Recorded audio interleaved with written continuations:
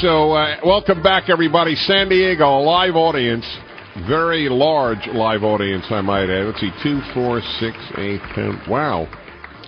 Yeah, we have a few hundred folks here at the San Diego Hall of Champions with,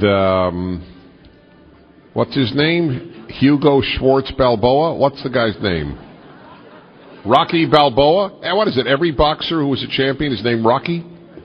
It's like a given. Anyway, that's quite it's a very well done sculpture. So, the greatest living, or the most, at least the best known living physicist, Stephen Hawking from Britain, who was suffering, and it's a horrible disease, Lou Gehrig disease as it's known, ALS. But his brain is still functioning. So he's talking about the beginning of the universe and so on. So this is the report from NBC News, the Science Division. So he said here, he knocked religion for a bit.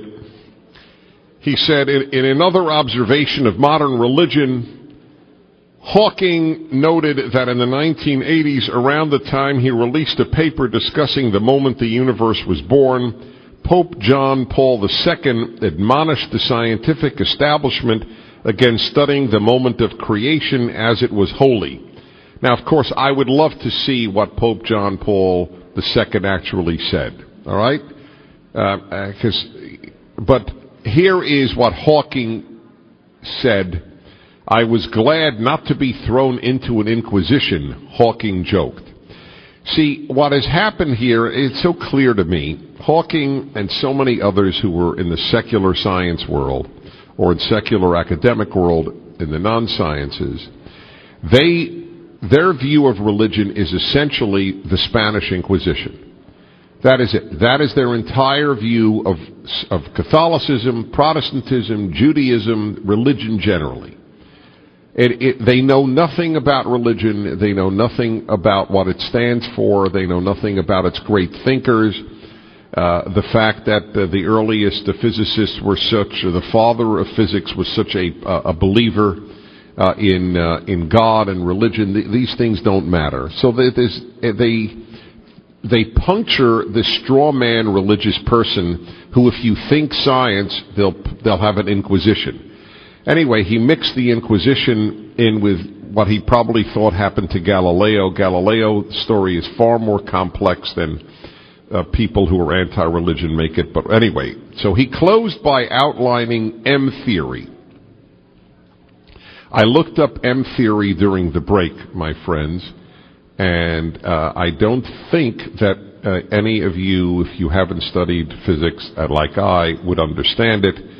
But just in case you're curious, in theoretical physics, M-theory is an extension of string theory in which 11 dimensions are identified. Proponents believe that the 11-dimensional theory unites all 5 10-dimensional string theories and supersedes them. All right?